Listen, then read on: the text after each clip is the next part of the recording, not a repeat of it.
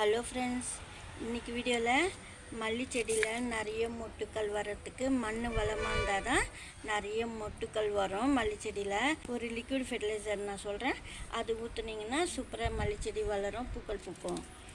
வீடியோக்குள்ளே போகிறதுக்கு முன்னாடி புதுசாக பார்க்குறவங்க நம்ம சேனலுக்கு சப்ஸ்கிரைப் பண்ணிக்கோங்க. வாங்க வீடியோக்குள்ளே போகலாம்.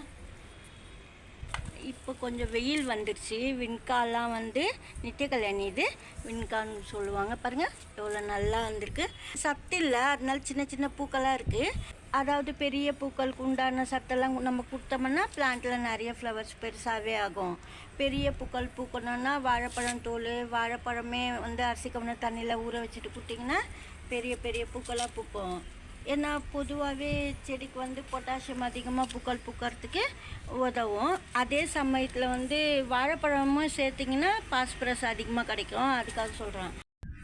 இது பெரிய மல்லிச்செடி. இந்த மல்லிச்செடியில் பாருங்கள் நிறைய மொட்டு இருக்குது. ஏற்கனவே காமிச்சிருப்பேன் நிறைய மொட்டு உள்ள செடின்னு சொல்லிட்டு. நிறைய மொட்டு வருது நம்ம மல்லிச்செடியிலன்னா மண் நல்லா வளமாக இருக்குதுன்னு அர்த்தம். அதே சமயத்தில் இது போல் க்ரீனிஷாக நல்லா டார்க் க்ரீனாக வளரணும், பிளான்ட்டு நல்லா க்ரீனிஷாக இருக்கணும்னா இப்போ நான் சொல்கிற ஃபெர்டிலைசர் கொடுக்கலாம்.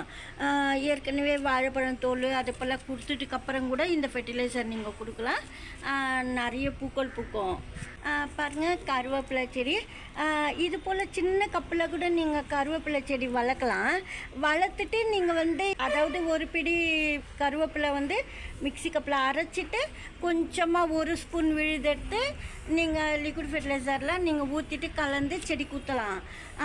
டார்க் க்ரீனாக வரும். இது போல் நல்லா டார்க்காக இருக்குது பாருங்கள். லீஃபெல்லாம் கூட நல்லா பசுமையாக இருக்குது. இது போல் பசுமையாக இருக்கணும்னா இப்போ நான் சொல்கிற ஃபெர்டிலைசர் கொடுத்திங்கன்னா பசுமையாக இருக்கும், நிறைய பூக்கள் கூட வரும்.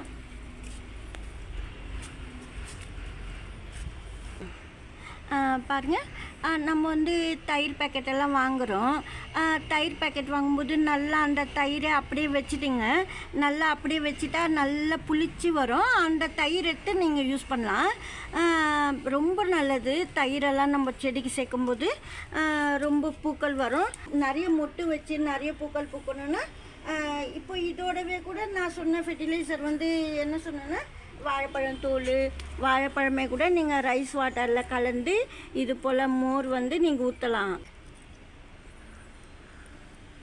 இது போல் நீங்கள் கொடுக்கும்போது ரொம்ப மொட்டு வரும். பாருங்கள், இது தயிர் நல்லா 2-3 கிளாஸ் வாட்டரில் ப்ளெயின் வாட்டரில் இது போல் சேர்த்துக்கணும். இப்போ நீங்கள் இதில் நான் சொல்கிறதெல்லாம் சேர்த்து கொடுத்தீங்கன்னாக்கா ரொம்ப நல்லது. இதில் நீங்கள் வாழைப்பழம் தோல் சேர்க்கலாம், மிக்சி கப்பில் அரைச்சிடலாம். கூடவே பாருங்கள், இந்த கருவேப்பிலையும் வாழைப்பழம் தோல் இந்த மோரோட நீங்கள் சேர்த்து கொடுத்தீங்கன்னாக்கா மல்லிச்செடிக்கு நிறைய மொட்டு நிறைய பூக்கள் பூக்கும். ஒரே டைம் கொடுத்துடலான்னா நான் இப்போ சொன்னேன் அதே போல் நீங்கள் 2 டைம்ஸ் மந்த்லி அப்படி கொடுத்தீங்கன்னா நிறைய மொட்டு வரும். ஆனால் நான் இதுக்கு ஊற்றலை. இப்போ செடிக்கு நான் இப்போ சப்போஸ் நீங்கள் கொடுத்துட்டு இருந்தால் நீங்கள் இது போல் நிறைய கலந்துட்டிங்கன்னாக்கா ரோஜா செடி கூட ஊற்றிக்கலாம். ரோஜா செடிக்கும் கொடுக்கலாம். ஏற்கனவே ரோஜா செடி கூட இது போலலாம் நான் ஊற்றிருக்கேன். சூப்பராக பூக்கள் பூக்கும். லீஃபெல்லாம் கூட நல்லா பெருசாகும், பார்க்குறதுக்கு நல்லாயிருக்கும் லீஃபும் பூக்களும். இது போல் நீங்கள் கொடுக்கும்போது இப்போ நான் சொன்னது மோரோட எல்லா பொருளும் சேர்த்து நீங்கள் மல்லிச்செடி கொடுக்கும்போது ஜாஸ்மின் பிளான்ட்டில் நிறைய பட்ஸ் வச்சு நிறைய பூக்கள் பூக்கும். ஃப்ளவர்ஸ் அதிகமாக வேணும்னா இந்த ஃபெர்டிலைசர் கொடுங்க. அதே சமயத்தில் லீஃப் எல்லாம் கூட அழகாக மாறி நல்லா வளரும் மல்லிச்செடி. இந்த வீடியோவில் தான் பிடிச்சிருந்தா லைக் பண்ணுங்கள். நன்றி, தேங்க்யூ.